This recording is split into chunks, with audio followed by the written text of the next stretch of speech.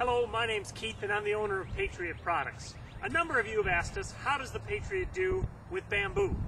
So today, thanks to our friend Peter in Pennsylvania, we're going to run some bamboo through the chipper. Now some of these pieces are about as big as 2 inches in diameter. We're going to try some green ones, and we're going to try some dead ones, and we're going to run them through the 10 horsepower Patriot.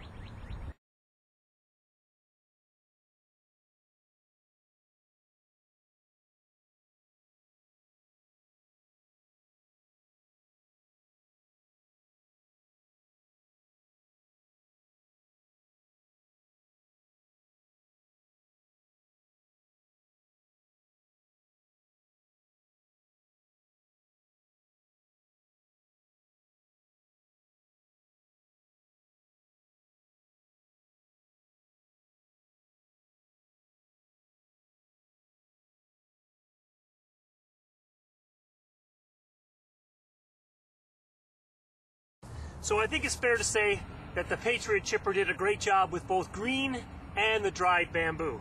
So if you're looking for a chipper to shred up your bamboo, why don't you try the Patriot chipper?